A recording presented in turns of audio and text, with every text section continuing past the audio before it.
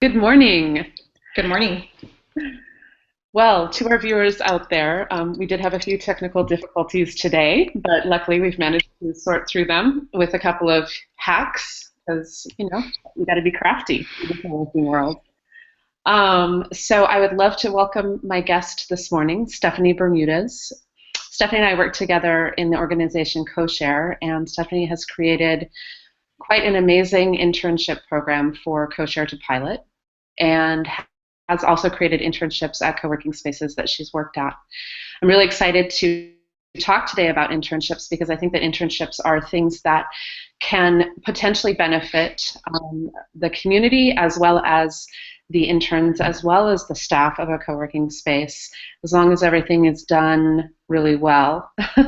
It's also a really daunting process. And I talked to a lot of community managers who would like to have interns, but they're not really sure how to go about finding the right intern and developing an intern program that works for everybody and isn't exploitative. So I'm going to go ahead and introduce Stephanie now, and we'll get talking about these amazing internships that she's creating. Hi, Stephanie. Hi, Iris. How are you today? I'm doing wonderful, thank you. It's a good day in Tucson. I'm good. Well, tell us a little bit about yourself and your background, and then we'll dive in. Sure. I've been mostly involved for the majority of my adult career in working with youth. I started really early on in my really young years, mentoring young professionals here in our community with the intention or the vision of promoting things that were happening in our local community so that we could retain our talent here in Tucson and at the same time attract new talent.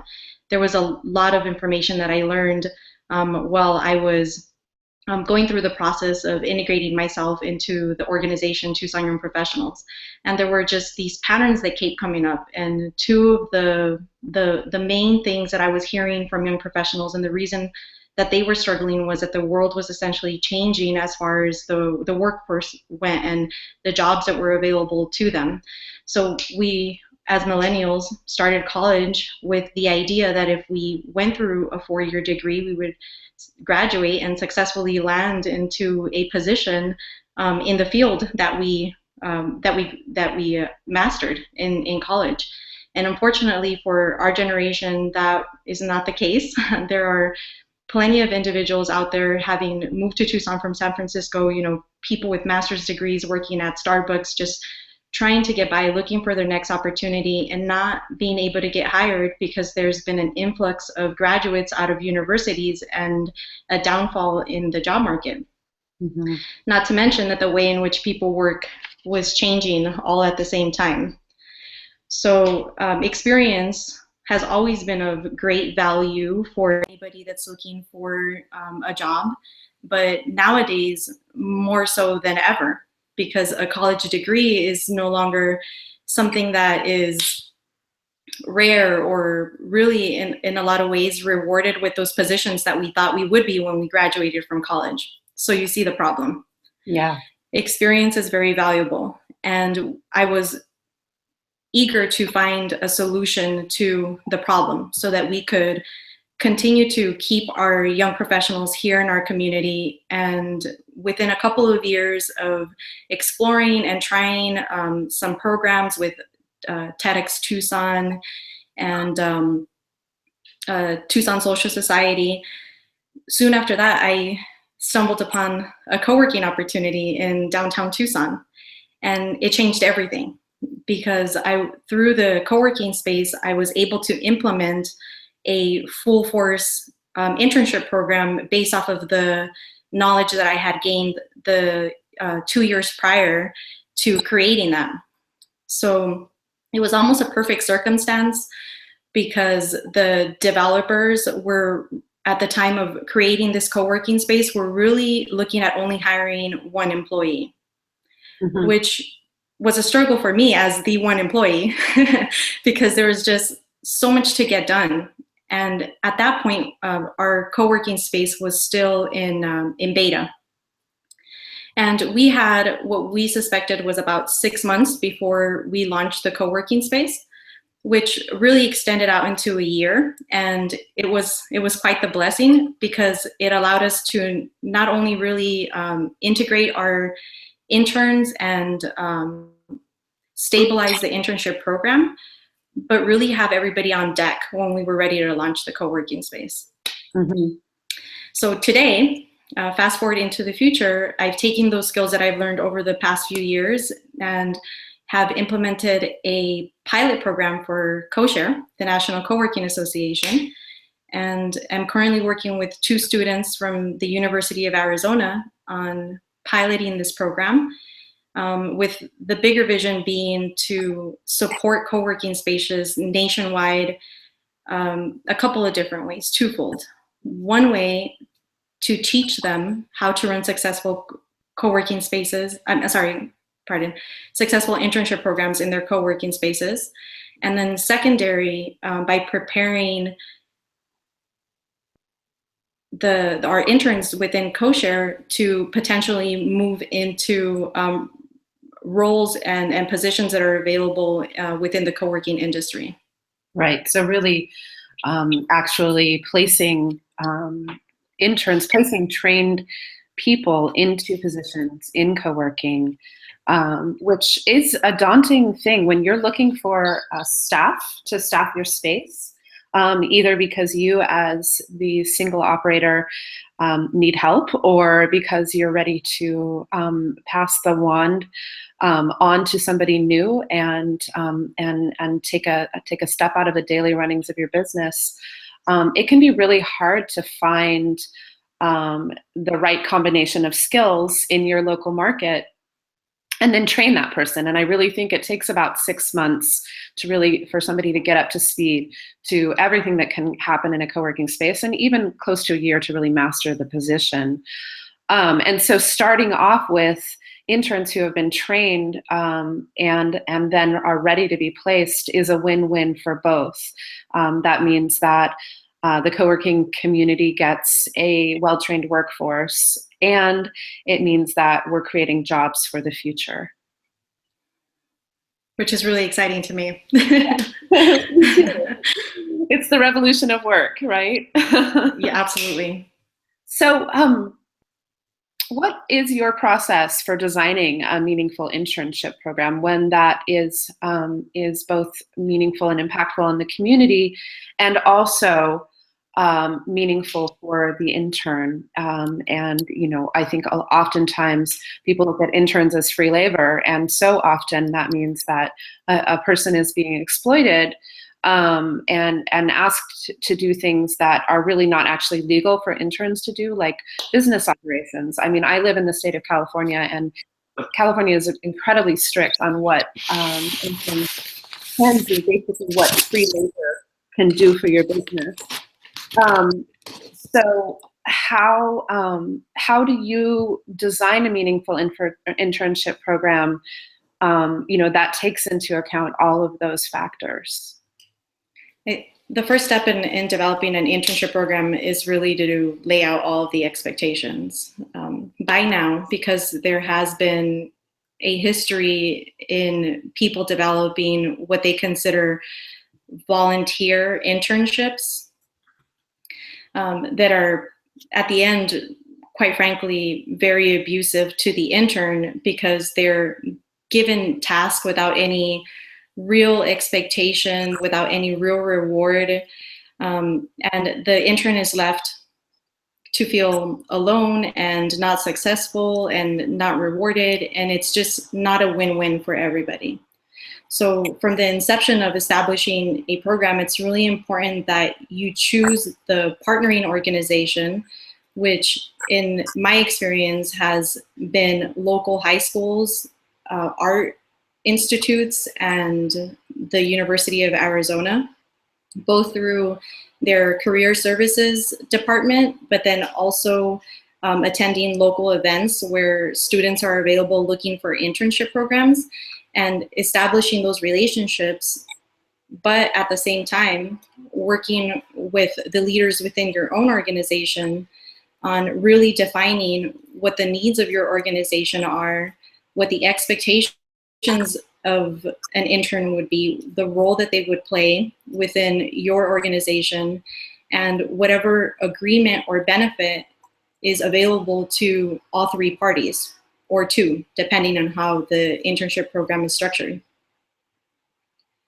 So pay is obviously important in, or reward is important in an internship program. It doesn't always have to be monetary. I've run a couple of internship programs where we've had a period of 4 to 6 weeks where interns have come on and they've volunteered their time to really kind of just vet the process to see if it's an opportunity that we can invest in, that they're willing to invest their time and experience that they feel is valuable. So we date a little bit before we get serious. And that works out. It motivates the interns to get on board. It shows on their part that they're willing to put some skin in the game and that it's not just you making an investment. And because we've taken the time ahead of time to define the expectations amongst all parties, we're both able to enter into an agreement where the expectations are outlined and we can both sign our values, our expectations, our agreement, however it is that you choose to call, that relationship that you're building with them, so that they understand that they're going to learn, you're going to teach, and they'll give, and so will you. Mm-hmm. If you could name sort of the top 3 skills that you think somebody should receive from a co-working internship, what would those be? Well, particularly to co-working, I think as far as the COSHARE internship goes, I have a list that I created on kind of our structure and things that were important for us. So I've already mentioned that at the start of our internship program for COSHARE, we developed a preliminary plan with insight from our board members, making sure that that it was going to be a mutual relationship. After that, it was about making sure that the many opportunities that the interns would have within the association was shared within the co-working industry, but then also shared spaces in general. Mm-hmm. So giving them the education on what co-working is, what maker spaces are, the difference between all of the shared space hybrids, and then being able to identify the basic structure of a business incubator versus an accelerator. At the same time, giving them the understanding of what the greater state of entrepreneurship is on a local scale and then also a national scale, and just a peek into how that's impacting, how co-working is impacting the world on a global scale. Mm-hmm.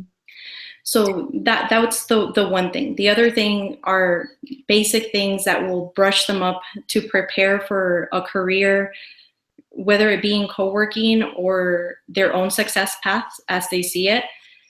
So it's confidence building. It's really helping them identify where they lie in the world by putting them through great personality assessments like the Myers-Briggs, and doing some self-discovery, teaching them a lot of tools that they've never been exposed to in college.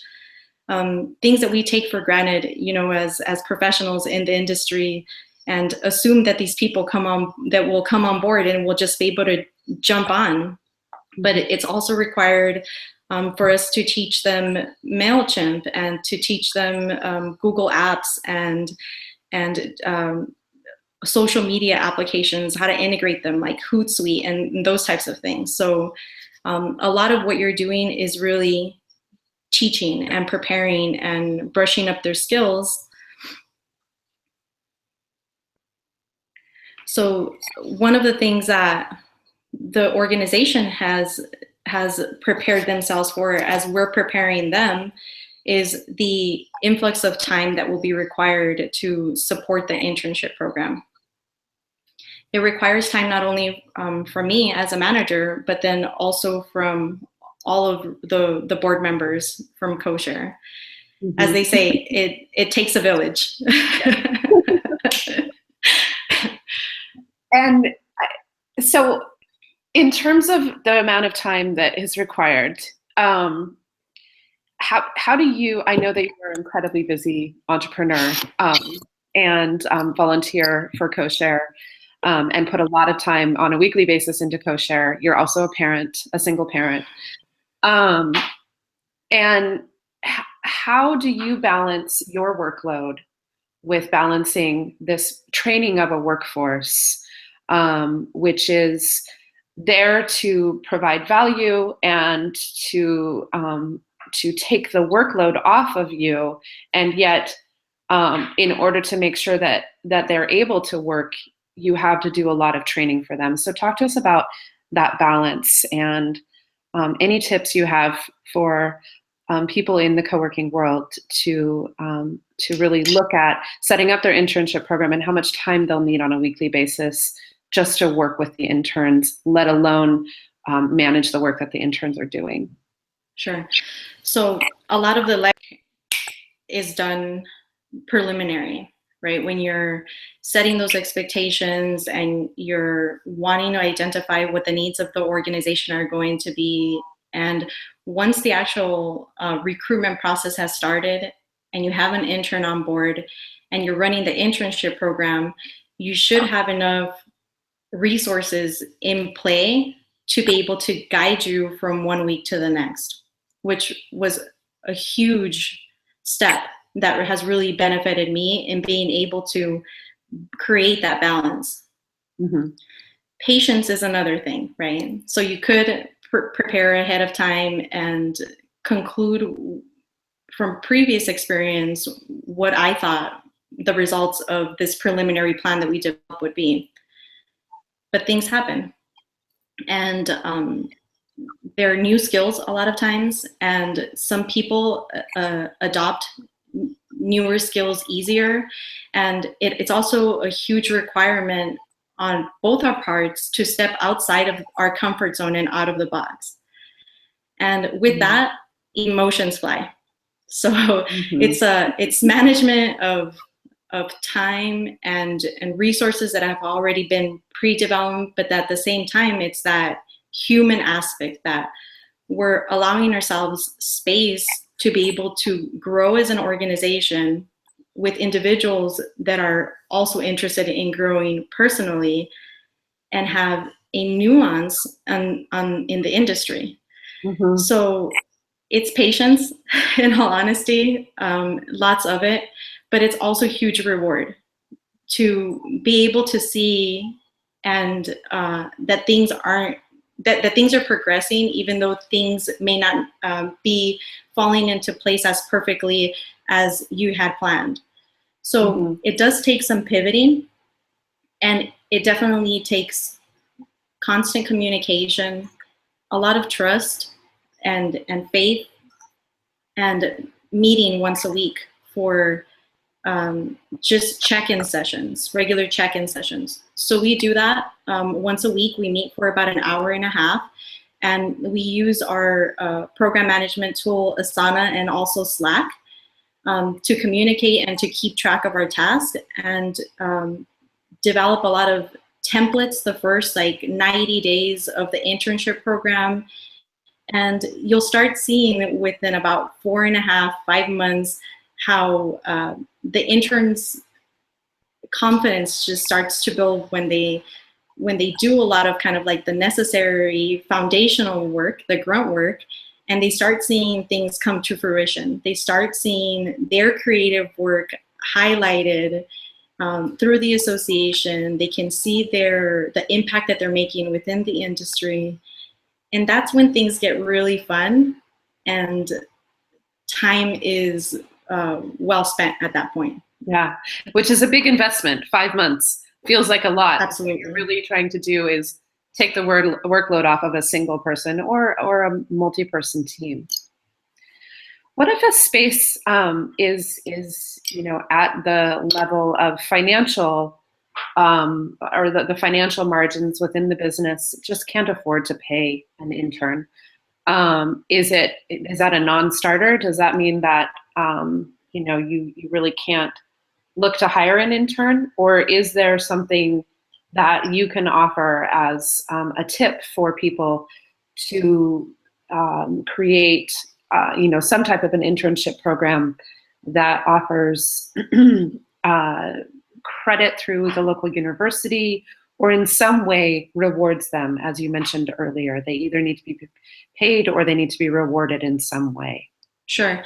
So other types of reward that are non-monetary, the common spiel that you'll hear from people when they're wanting to recruit more of a volunteer type intern is obviously the reward for them is the experience, the connections, etc. All of the things that you can imagine.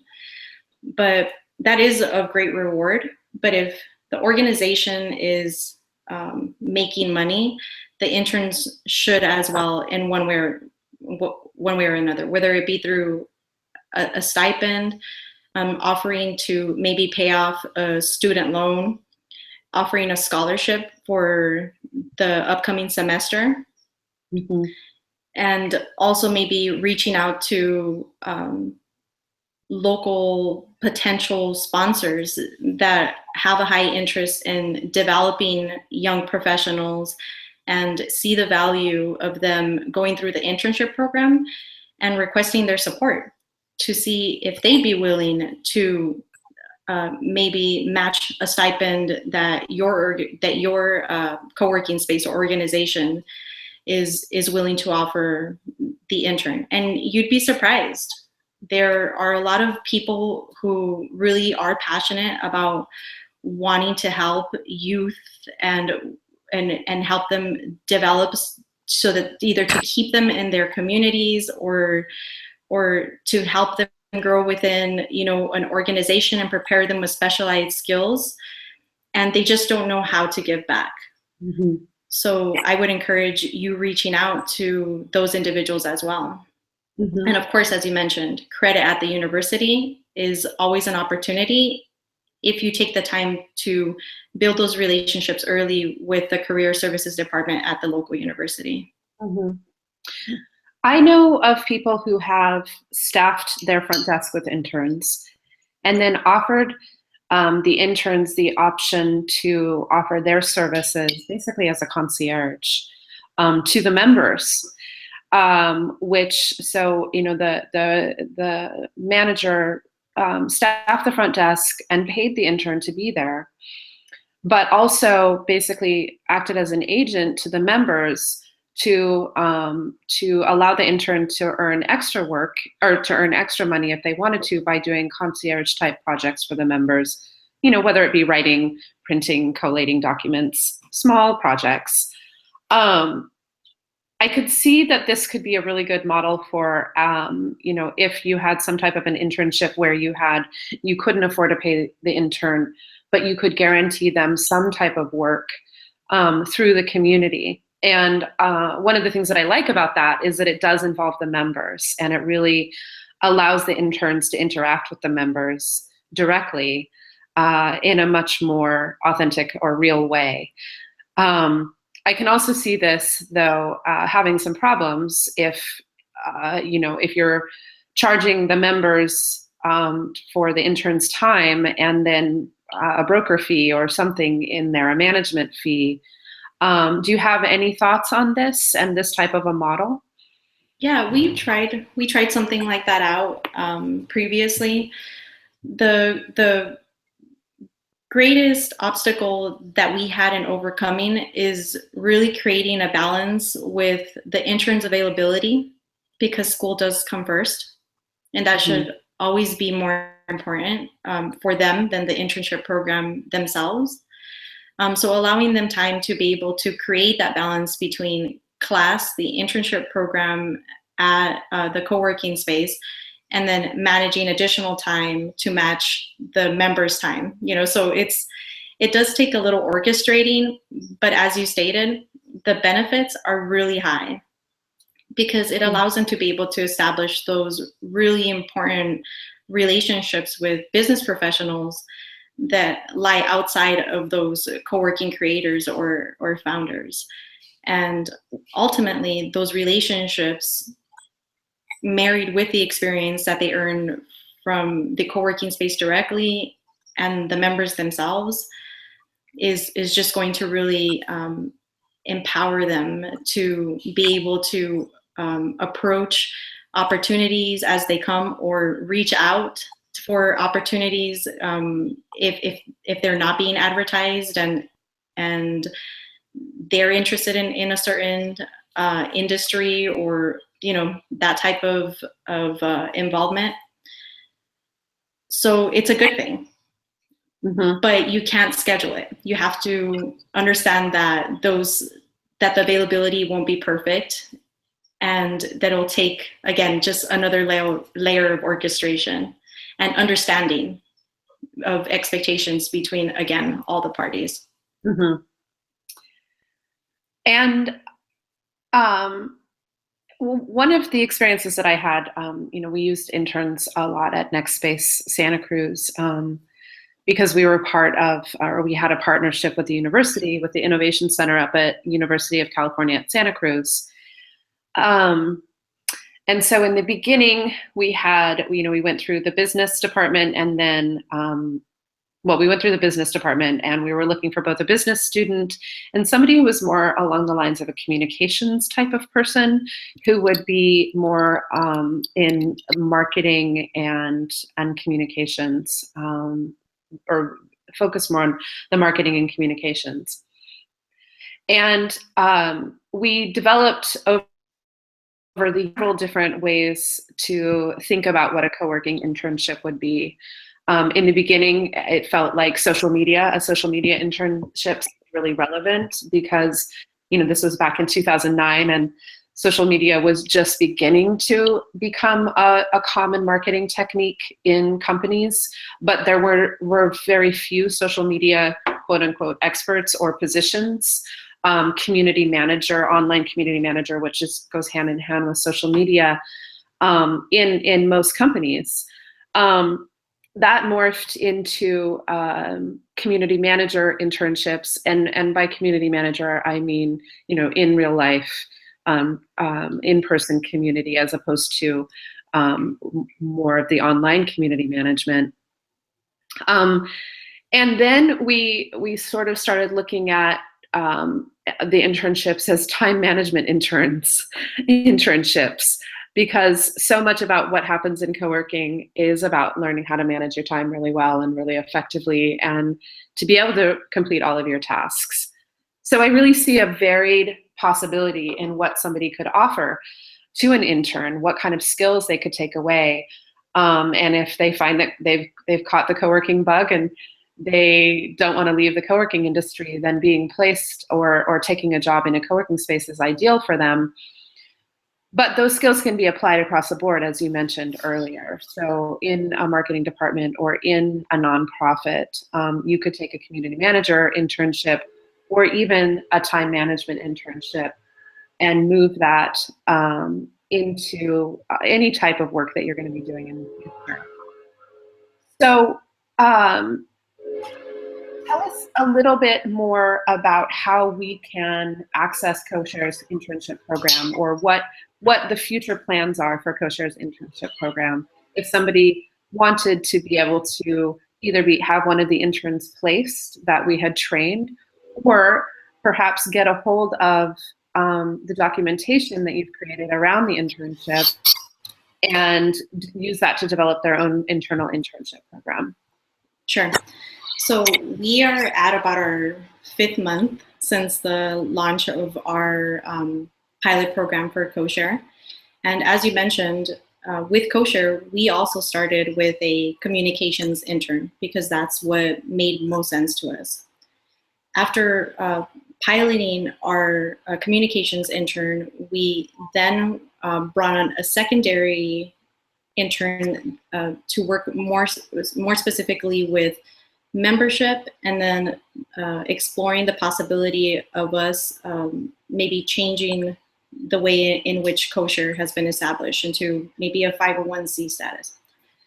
So these two interns have some experience, either a degree or a business idea that they want to venture in the future, where the skills that we're teaching them through this COSHARE internship model is going to help support them whether they choose to continue on a career in the co-working industry, or they learn these great skills and they take them elsewhere.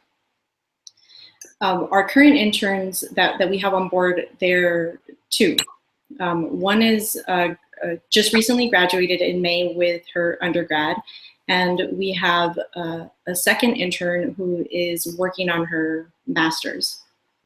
And it's been a really great experience to have two interns with two different majors, two different interests, with a passion for co-working.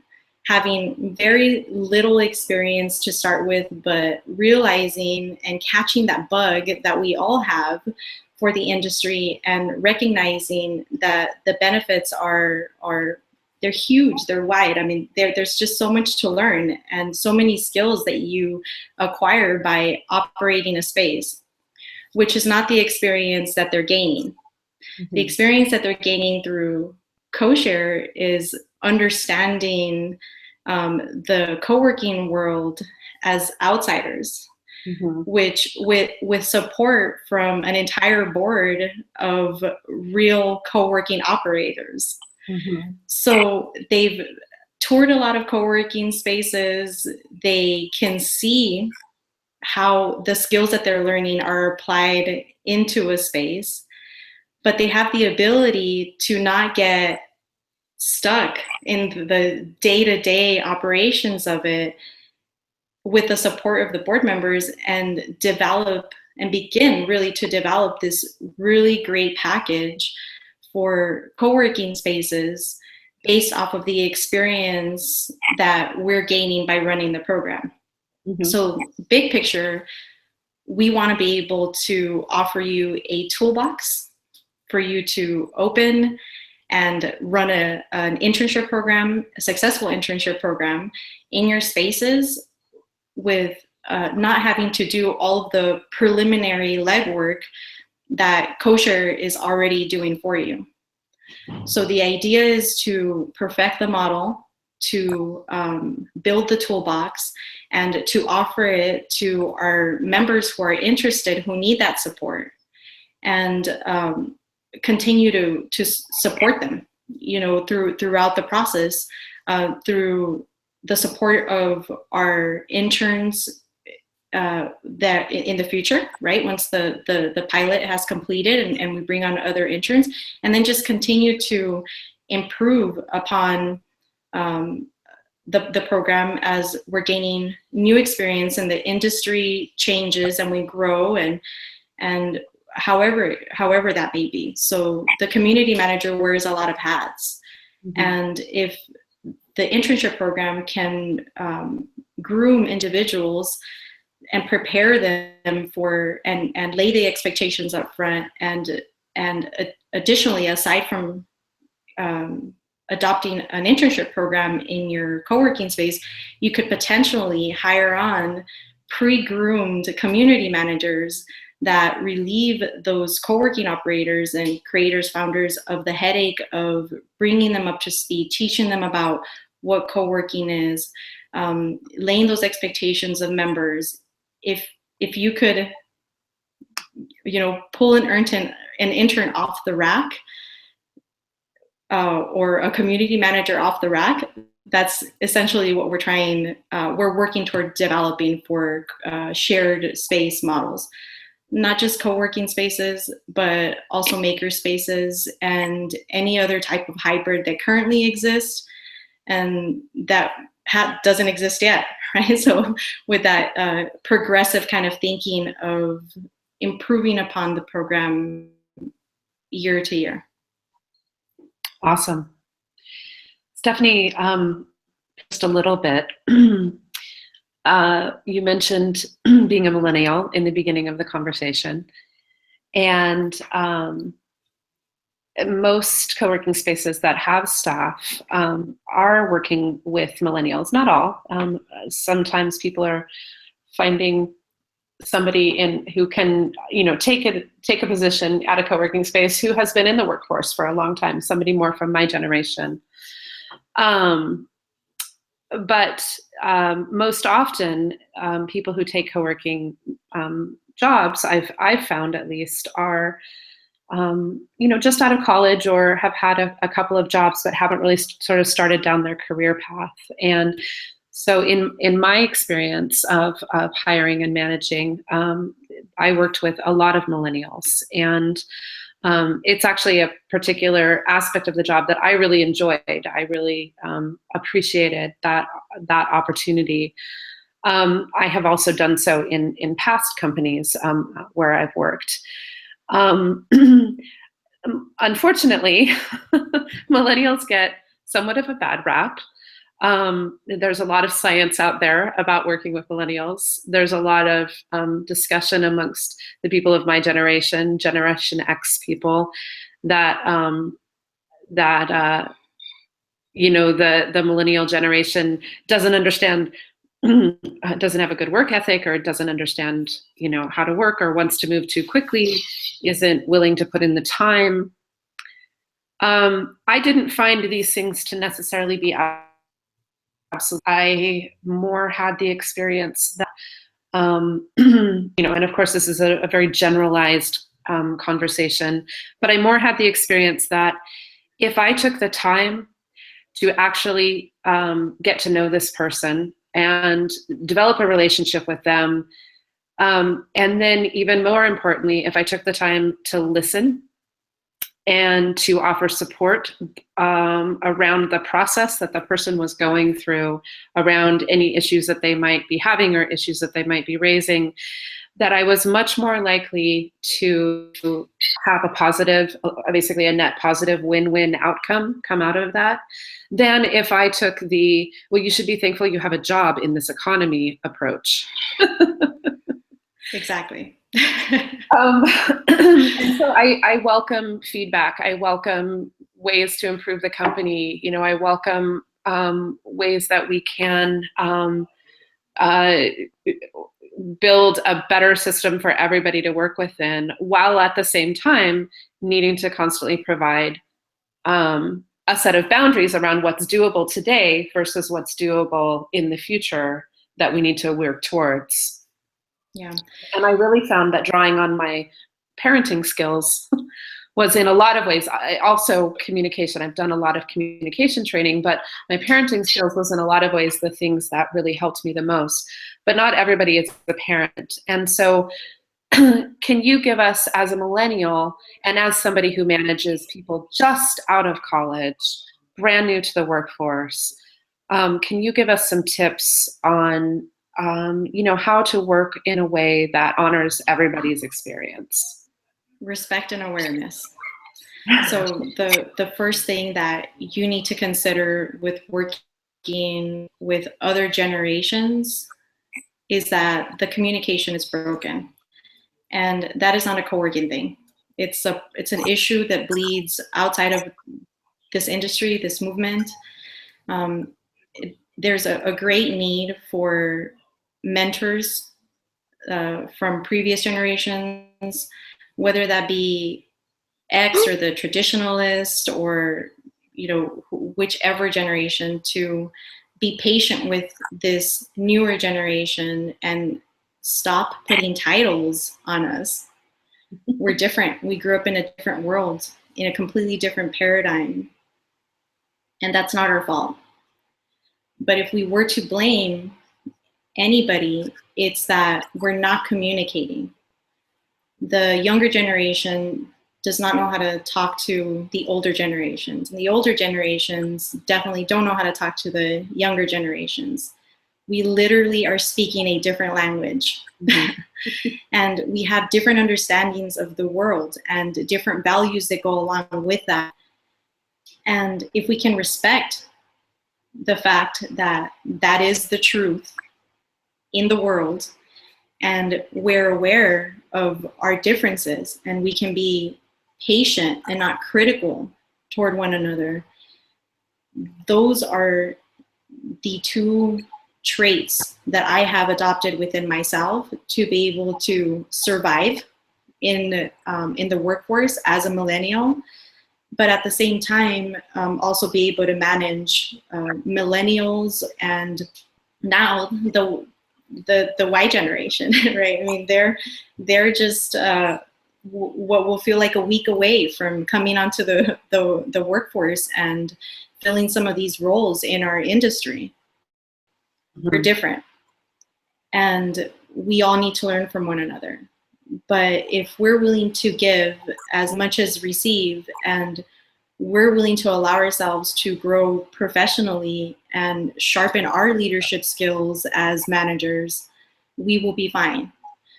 The one thing that I will tell you, that millennials and those generations that will follow us, we don't want bosses. We want leaders. We want partners. We want to feel involved, and we want to know that we're a part of something bigger, and that our hours that we invest and is meaningful and it's appreciated. Doesn't sound that crazy to me as a millennial, but you'd be amazed at the swing a whip type of personalities that do exist out there, the demanders, the aggressive, I pay you, you do this kind of type personalities that still exist in the world, and it's really discomforting and very discouraging for a lot of the younger kind of generation to want to really just work for anybody. So there's a lot of opportunities nowadays for us to be able to work for ourselves, which is great. But for those of us that also get really great opportunities to work for others, also be respectful and just be aware of your surroundings and communicate what your expectations are. Yeah.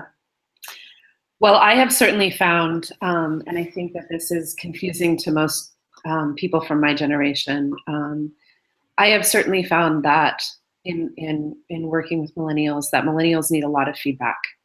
They require it, actually, in order to feel like they are in that partnership that you mentioned.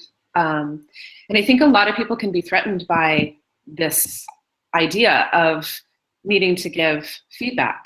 And so when I talk to people who are worried about this level of feedback, I talk about, encouragement and as well as critical feedback. And that's really what, in my experience, people of your generation are looking for, is to have the ability to sit down and hear, yes, you're doing this really well. I really appreciate this about you.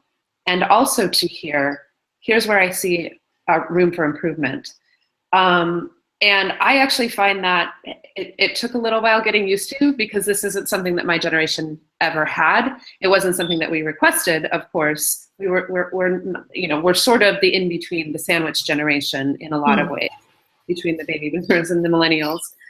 But I found it refreshing because it opens a dialogue amongst the team that allows for peer feedback and the 360 review process, if you will, to be something that benefits everybody. And so when people are worried about this, what I really try to encourage is, it doesn't have to be a big sit-down meeting. It's not, you're not giving an employee review every week, but do check in. Give a call to your employee and say, how's it going? What do you need from me this week to be successful in what you're doing? Do you have all of the tools that you need? Is there anything that you don't understand? Is there anything I can help you with? The other thing that I've noticed about working with the millennial generation is that while there is a large sense of I think amongst my generation, that millennials want to be handheld through things, and they need somebody to guide them through the process and be there with them. What I find is, as long as this person has the proper training, the proper tools, and the support network to reach out to when they need it, they're actually very likely to take high levels of ownership around what they're doing, and very likely to be willing to jump in, get work done, and make decisions on their own and run with it. And that's, of course, a personality thing as well as a generational thing. So not everybody in this generation, in your generation, does that, but that has been my experience. I think that you're right. And oftentimes, as maybe senior leaders, bringing in somebody who is a millennial or in a very short future younger, there's an opportunity to learn that I think oftentimes is just overseen at both ends. So there is a responsibility from the senior executives to teach, as well as opening themselves to the opportunity to learn, because they do hire or millennials are being hired to take on these tasks that X and Boom didn't need to work with, and that they quite honestly don't have the experience to manage on their own. But at the same time, they don't want to respect the individual for who they are. So it's respect, and just getting to know the person, and really just outlining those expectations. And nowadays, with the workforce changing completely different, I mean, a lot of positions are being created based on your contribution, right? So if your performance, if you're not performing in the position, you likely won't be guaranteed a job for 40 years, and where you get to do it with a pension and move on to something different. And that's all part of that same awareness for senior leaders, is the understanding that these younger generations that are coming in and taking on these positions aren't following the same path that was made available to you. That path for these younger generations, it's undefined. We're taking one step at a time, not really knowing where our future is headed. And at the same time, with this incredible eagerness of wanting to give back, wanting to make an impact. And oftentimes, for a lot of millennials, we want to change the world. We want to improve upon stumbles that previous generations had. And we're sick of the finger pointing and the blame that goes along with that. We want to communicate. We want to make that change. So it's not just co-working, as I said. It's a bigger discussion, a global discussion that needs to be had, and quite frankly is. Wow. So let's be hopeful. Yeah. Stephanie, we've definitely diverted the conversation from internships into millennials, which I think could be its own topic completely. So we're out of time. Tell us how somebody can get in touch with you to find out more about the COSHARE internship program, or if they just want to learn about creating internships in their space right now, even before that's available, or if they're having trouble managing an intern, can they reach out to you? Yes, please reach out to me. I would love your feedback on the information that we shared here today, your questions about establishing your own internship programs within your space. If you've tried something before and there's something that you want to share with us that we could potentially troubleshoot through the pilot program that we have through COSHARE and really help refine that toolbox that I mentioned, we really want to hear from you. As one community to the next, you're welcome to contact me directly through intern@coshare.co. Great. So that email address again is intern@coshare.co. Stephanie, thank you so much for your time today. It's been wonderful Thank you, Iris. chatting with you. Likewise. And viewers, thank you for joining us today. Apologies for the technical difficulties that we had with this show and for the subsequent audio issues that you may have experienced with this live broadcast. I will find out in just a couple minutes how the recording sounds. Please visit next week again. I will be talking with Kat Johnson, who is a member of the co-working space that I'm a member of here in Santa Cruz. She is quite an amazing woman. She guest writes for Shareable magazine. She covers the co-working movement as a writer for Shareable. Kat has most recently launched her own content creation platform. You can check it out at katjohnson.co. Please join us next week at 10 a.m. to hear about creating content for your community that gets you noticed in your outside community and also tells your community's story. See you next week.